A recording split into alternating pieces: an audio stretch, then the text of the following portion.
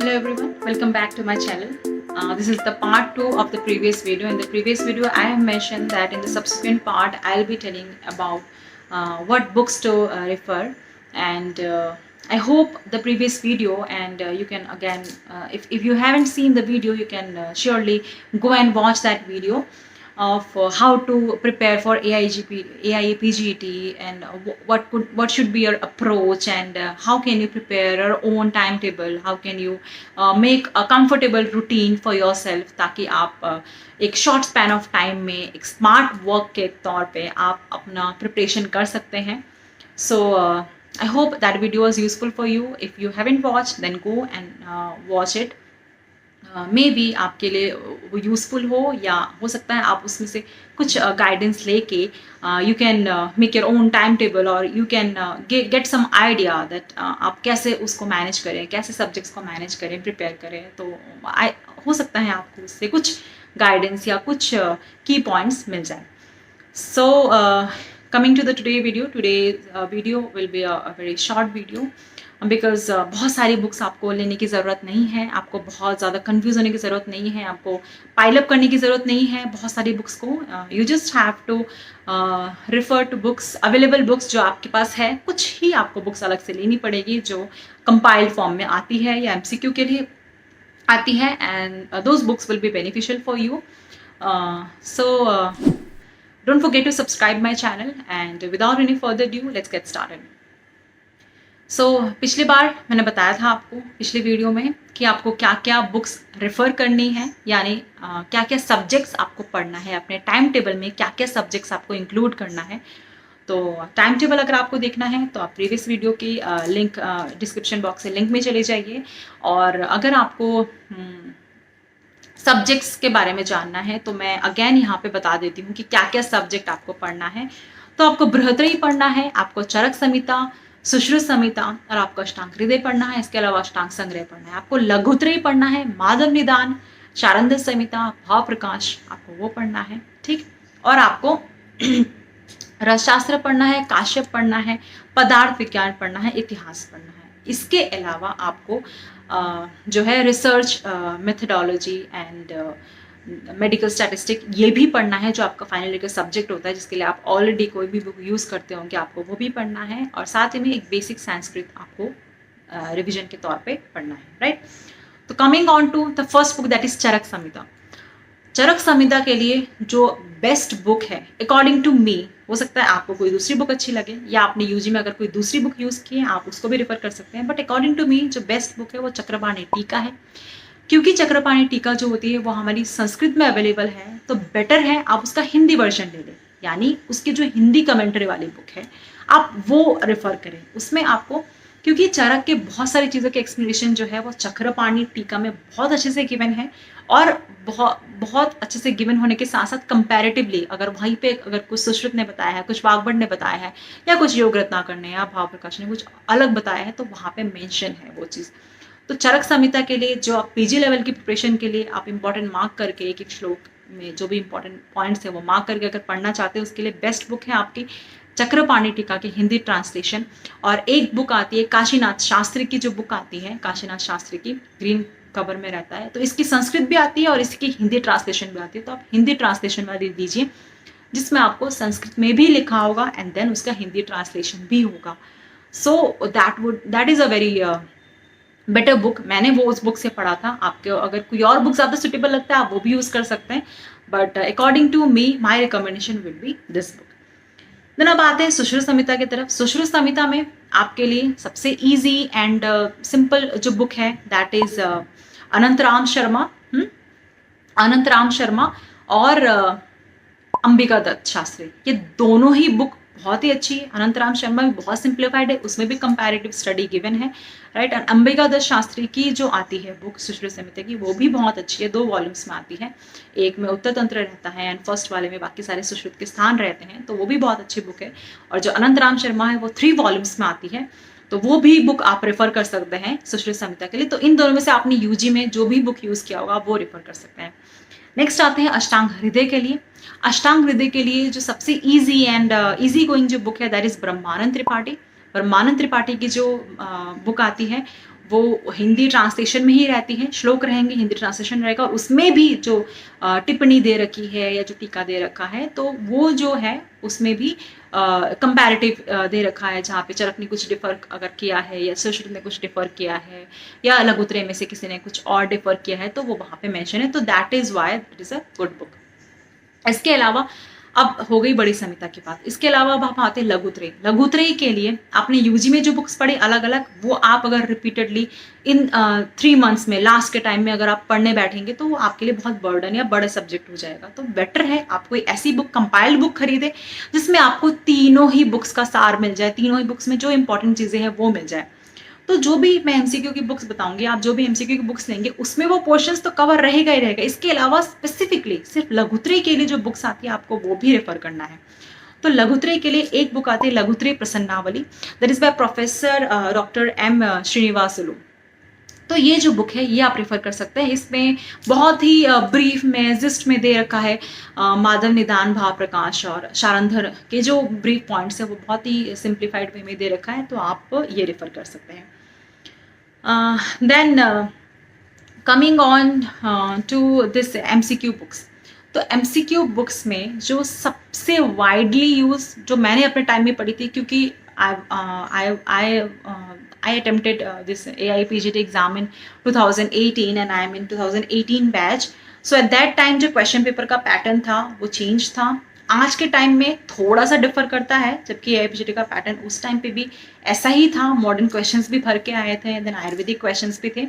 So accordingly Govind Parik is a book जिसमें आपको सारे प्रीवियस ईयर के पेपर्स मिल जाएंगे, तो वो बुक तो आपको लेनी ही लेनी है।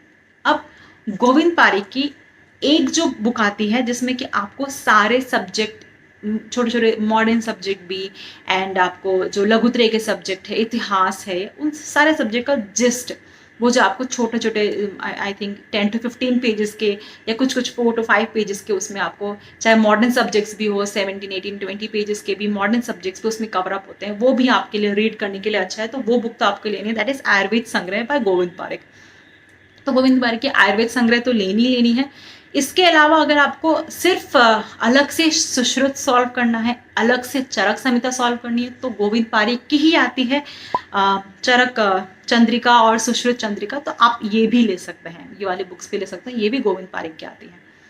देन एक बुक आती है ग्लोबल आयुर्वेदा की, ग्लोबल आयुर्वेदा फाउंडेशन की आती है, आप स्क्रीन पे देख सकते हैं। तो ग्लोबल आयुर्वेदा फाउंडेशन की जो बुक आती है वो फर्स्ट और सेकंड वॉल्यूम में, फर्स्ट और सेकंड पार्ट में आता है, तो वो भी अच्छा है। उसमें इस बुक में minimum of 24,000 MCQs are given, so which is a very big bundle of question bank. सो आप ये बुक भी ले सकते हैं अपना MCQ सॉल्व करने के लिए, राइट। तो आपके पास एटलीस्ट 2 to 3 MCQ सॉल्व करने की बुक्स होनी चाहिए। और जितना मैंने आपको पिछले वाले वीडियो में टाइम टेबल बताया था, उसमें आपको MCQ के लिए डेली आई थिंक अगर आप स्टार्टिंग कर रहे हैं तो 100-200 जाते जाते आप 400 to 500 डेली क्वेश्चन सॉल्व करने वाला टाइम स्लॉट आप बना सकते हो। तो जब उस तरह का आप करोगे तो उससे आप एक बुक तो आप खत्म करनी ही करनी है। तो और साथ में वो जो बुक है आपको एटलीस्ट 2 बार, मिनिमम 2 बार खत्म करनी है, मैक्सिमम तो आप 3 बार करिए, 4 बार करिए, ताकि ऐसा नहीं है कि आपने सिर्फ एक बार क्वेश्चन पेपर सॉल्व किया और आपको याद हो जाएगा, ऐसा कुछ नहीं होने वाला है। या आपने एक ही बार पूरी बुक को गो थ्रू हो गए और आपको याद हो जाएगा, ऐसा कुछ भी नहीं है, राइट। आप भूल जाओगे, आपको अगेन उसी सेम क्वेश्चन में कन्फ्यूजन भी हो सकता है, या एग्जैक्ट वहां से क्वेश्चन उठा के तो देंगे नहीं, राइट। कुछ चेंजेस होंगे क्वेश्चन में, तो ऑप्शन में चेंजेस होती है, आप कंफ्यूज हो सकते हो। तो बेटर है आप बार बार रिविजन करके सॉल्व करोगे तो आपको अच्छे से वो रिटेन रहेगा। इसके अलावा एक आती है आयुर्वेदा संजीवनी संजय पाटिल की, तो आप वो बुक यूज कर सकते हैं, संजय पाटिल के आयुर्वेदा संजीवनी, राइट। उसके अलावा MCQs की संजय पाटिल की और भी बुक आती है, आयुर्वेद संग्रह ऐसे करके और भी बुक आती हैं, आप संजय पाटिल उनकी भी बुक यूज कर सकते हो। उसमें भी आपको अलग अलग जो पोर्शंस है, जो सब्जेक्ट्स है, वो भी उसके कुछ पार्ट मिल जाएंगे आपको। साथ में आपको बहुत सारा क्वेश्चन मिल जाता है, चैप्टर वाइज क्वेश्चन मिलता है, सब्जेक्ट वाइज क्वेश्चन मिलता है, स्थान वाइज क्वेश्चन मिलता है, which is a very good thing. अगर आपने एक सान कंप्लीट किया, आपके दूसरे सान टच नहीं किया अभी, तो आप उस तरीके से उस बुक में से वो वाला पोर्शन से सॉल्व कर सकते हो। तो इसीलिए आपके पास सब्जेक्ट वाइज सॉल्व करने वाली बुक भी होनी चाहिए।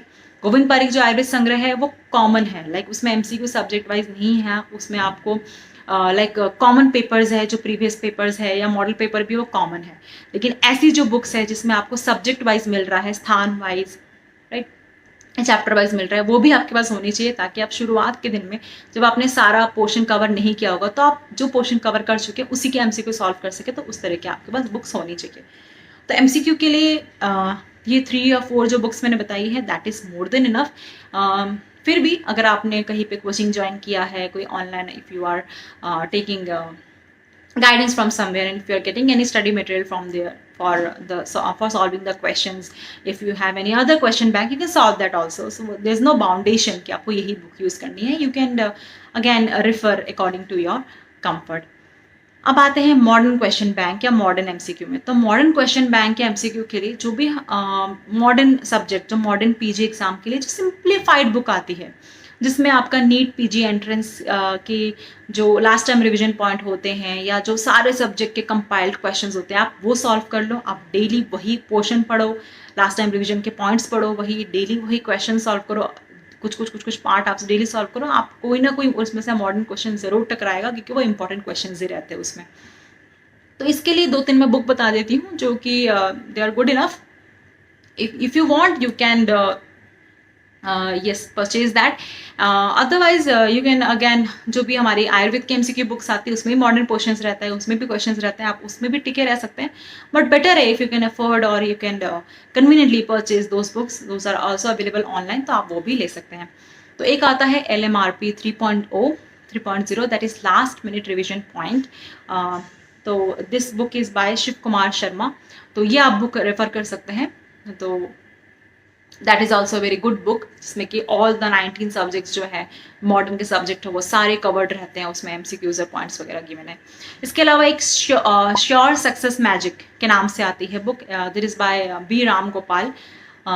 सो this book is also good for solving the modern MCQ questions, right. सो ये बुक भी आप रेफर कर सकते हैं, आप स्क्रीन पे देख सकते हैं, और I can also share the link in the description box, accordingly you can purchase if you want.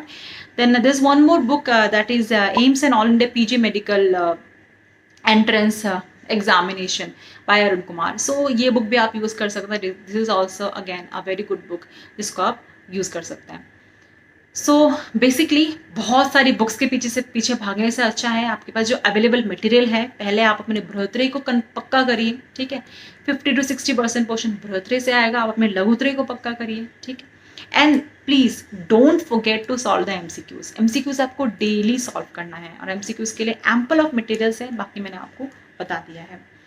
Now coming on to the last part of the video, I would like to announce I have received a lot of requests to start some online guidance or online classes for some crash course kind of thing for AIA PGT.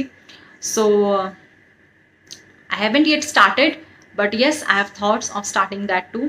So I'll soon open up the registration for that, for the crash course, because exam postpone हो चुके हैं. We have 3 month time, so 3 months में I would like to give some lessons or give some guidance to those students, to the PG aspirants of Ayurveda. So if you want, please write at drnasreenacademy@gmail.com.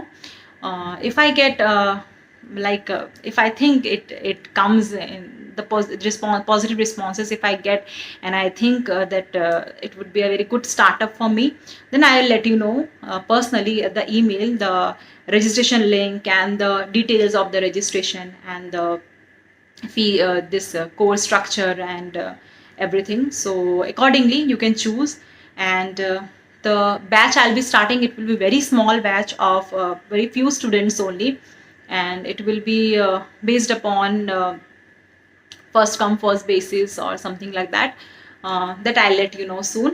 So if you are interested in taking any kind of guidance for AIA PGT entrance examination, if you are an aspirant for that, and if you want any kind of online coaching or guidance, so do write at drnasreenacademy@gmail.com.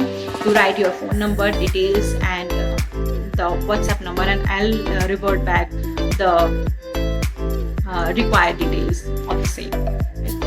So thank you for watching the video. Don't forget to like, share and subscribe this video, and till then all the best.